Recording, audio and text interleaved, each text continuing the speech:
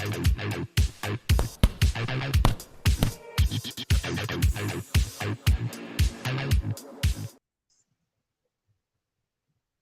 there, boxing fans around the world. Thank you for joining me once again here on Talkin' Fight for another episode of Boxing News Today.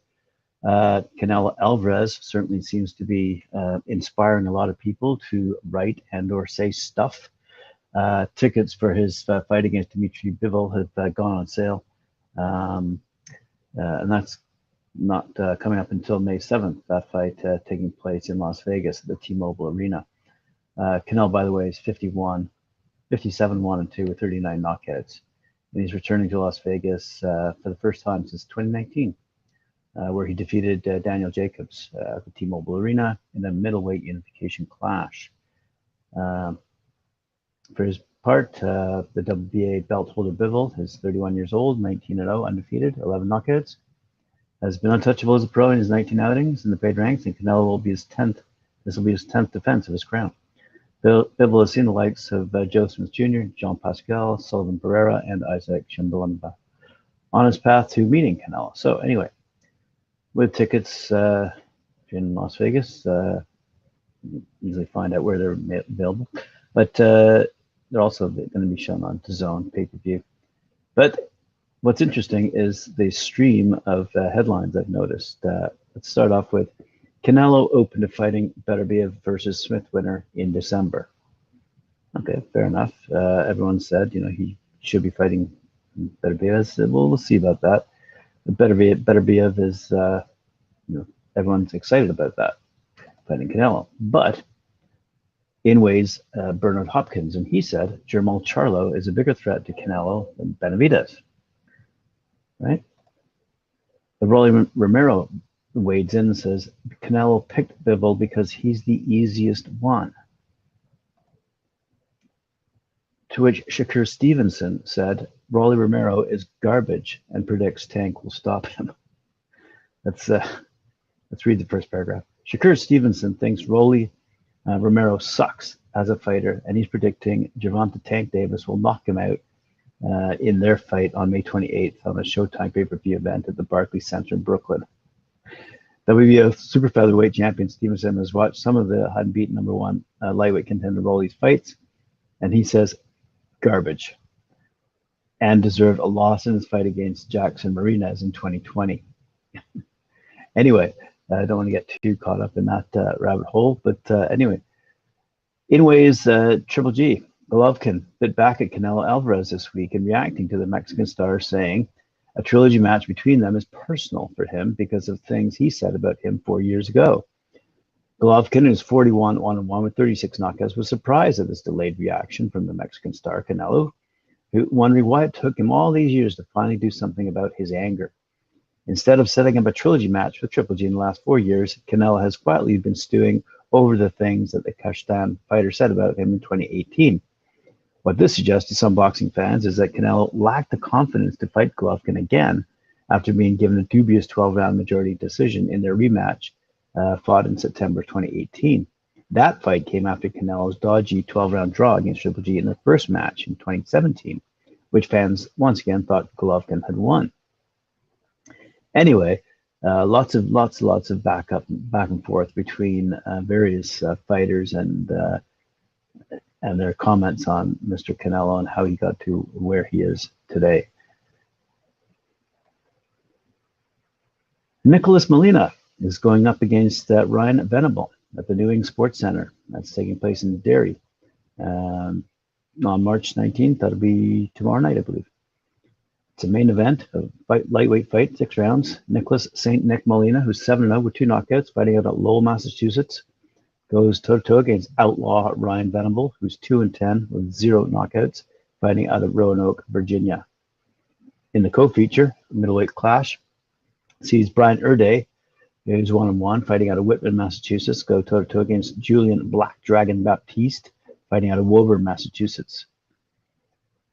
In a clash of heavyweights, Fabian El Lobo Valdez, fighting out of Sonora, Mexico, is coming up at USA to fight Justin Crazy Train Wolf. He's fighting out of Fairfield. And we see, another heavyweight clash. Andrew Nolan out of Franklin, New York, is fighting Victor the Siberian Express Lobov in his pro debut, and he's fighting out of Methuen, Massachusetts. They had a couple of fights taking place. Light heavyweight Igor Pessoa, his pro debut, fighting out of Somerville, Massachusetts, goes up against Edet McPanan, who's 5-0 with 4 knockouts, fighting out of New Bedford, Massachusetts. In the welterweight division, we're going to see Michael Vongsavath in his pro debut, fighting out of Providence, Rhode Island, to go toe-to-toe against John Ferreira, fighting out of Tiverton, Rhode Island. In the super middleweight clash, Steve Sumter, who's 4-0, fighting out of Pittsfield, Massachusetts, is going up against Kindale Prather, who's 3-11, with 1 knockout, fighting out of Kansas City, Kansas. As I said, that's all taking place in Derry, New Hampshire, Saturday, March 19th. It's tomorrow night, depending where you are and when you're listening to the show. But anyway, March 19th. And the promoter is Granite Chin Promotions. The actual card itself is wonderfully titled the Granite State Slugfest. Sounds indeed to be a good matchup, and on all levels, and we look forward to seeing the results. Elsewhere, we see that John Ramirez is going up against Roberto Puchetta. Undefeated Los Angeles bantamweight prospect John Scrappy Ramirez, who's 8-0 with 7 knockouts, returns to the ring this Saturday, March 19th, to take on Roberto Escorpion Puchetta, who's 10-20-3 with 10 knockouts, fighting out of Mexico in a 6-round bout on the Blair Cobbs Alexis Roca card, replacing the Virgil Ortiz Jr. Michael McKinson fight, presented by Golden Boy. Ramirez is an LA Intersports legend. His journey started on the gridiron, not in a ring, when he was a key member of the Lincoln High football team, profiled in a 2015 documentary, ESPN 60, Letterman. The players were from a crime-ridden section of Hollywood riddled with drugs and guns. Ramirez was 5'4", 160-pound running back on a team that starting in Pop Warner competition and advanced to Lincoln High, which hadn't experienced success in football. Lincoln High went on to become a 3-time league champion, highlighted by its semi-final playoff appearance in senior that year, which eventually led Scrappy to a roster spot on the Los Angeles Valley College football team. He says, the venue is the only 5-minute drive from my home. I literally drive by it every day. I grew up around USC and played football there. Now I'm fighting in the inner city where I grew up. That's pretty dope. My dream is to fight at Staples Center, which is only a 3-minute drive for me. I'm getting closer. Things like this don't happen by accident. On March 18th, I'll showcase my skills in front of my people.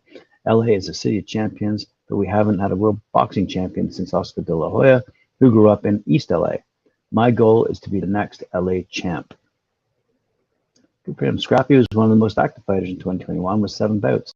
Successfully transitioned from football to boxing, albeit a relatively short amateur boxing career with only 25 amateur matches. He did garner top honors in the Sugar Burt National Championships, as well as the regional Golden Gloves and SoCal tournaments. I last fought on December 18th, took a week off, and went right back to training camp with Brick House Boxing Club in North Hollywood. I'm getting better, and that's super exciting for me. I've been with my strength and conditioning coach running and working on my boxing skills. My training hasn't stopped. It's going full force.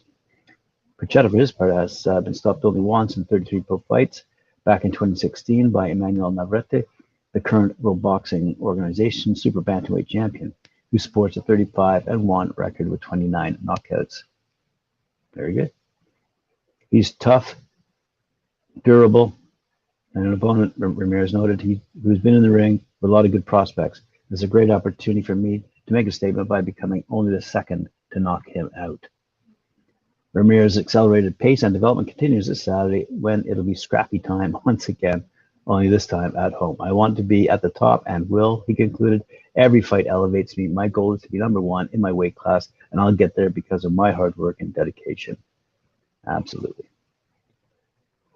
I see that Brandon Moore has been added to the Detroit Brawl. It's taking place on April 2nd in Dearborn, USA. Dearborn, just outside of Detroit, for those who might not be aware. And this is taking place, as I've stated several times in this news. Lincoln Ballroom of the Ford Community and Arts Performing Arts Center in Dearborn is a site where undefeated heavyweight prospect Brandon Moore has been added to the bout, courtesy of Salida Promotions. Next Detroit Brawl event taking place on Saturday, April 2nd in Dearborn. The current WBC USNBC silver heavyweight champ as a professional and former USA national champ as an amateur with several victories over other current professional prospects, including unbeaten Decoré Scott, the 6'6" Southpaw Moore, who's 11-0 with 7 knockouts, will appear in an 8-round showdown against divisional gatekeeper Curtis Harper, who's 13-7 with 9 knockouts. The two heavyweights will meet in support of the night's 8-round main event, featuring the return of one of Detroit's own as undefeated power-punching lightweight contender Eric De Leon, who's 19-0-1 with 11 knockouts, who will return after nearly 3 years' absence from the sport due to injuries to face hard-nosed Mexican veteran Juan Jose Piquet Martinez, who's 28-11 with 20 knockouts. Tickets are on sale, starting at a decent $40, as opposed to that Canelo fight, which starts, I believe, at $105. Guided by rising promotional entity Pro Bellum and co-managed by Keith Connolly and Ryan Rickey, Lakeland, Florida's Moore won his WBC USNBC Silver Heavyweight Championship with a 4th-round knockout over Mexico's Elvis Garcia in August 2021, and successfully defended it in October of that year with a 1st-round knockout over Mexico's Jesus Angel Nerio. Moore was last seen in December making quick work of Mexico's Abraham Pascual via knockout in the Canadian Hot Boxing Montreal. That's funny. Thanks for our boxing247.com writers for throwing that in there. 28-year-old Moore has also sparred with several of the world's top heavyweights, including superstar former champion Deontay Wilder. I'm excited to fight in Detroit, said a happy Moore. Dmitri Salita is a great promoter, and he always has first-class events. Fighting here is like the resurrection of Joe Louis in his adopted hometown. Get ready for a show. I'm the most exciting and energetic heavyweight in the world. April 2nd, everyone gets to see.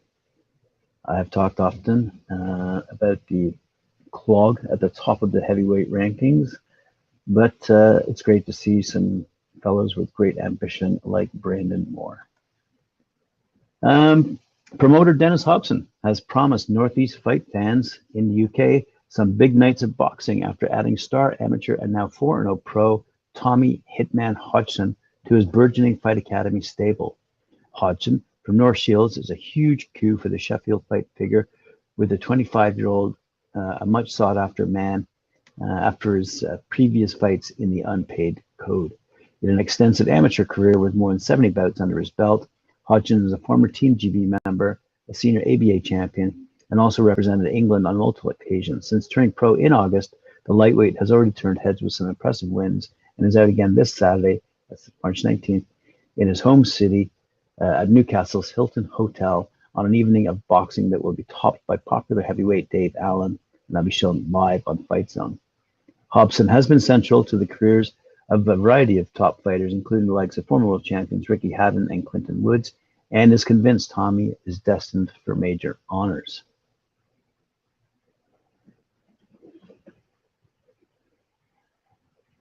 I said after he boxed on our show in Sheffield that it was probably the best debut I've seen, and I've been in the game for 30 years, explained Dennis Hobson. This kid excites me. He's got a bit of everything.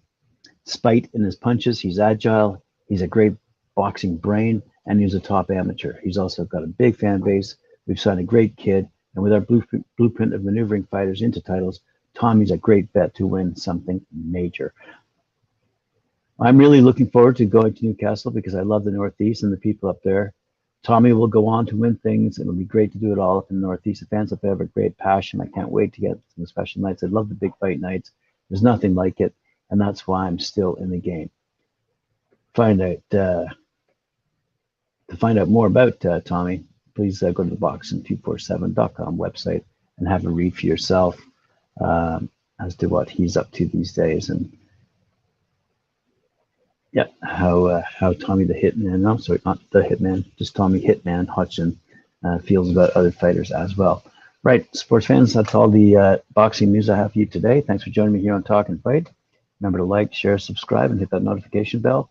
And we'll see you in a couple hours at 4 p.m. Eastern Standard Time for Mike Orr at 4 and his show, Knuckle Up.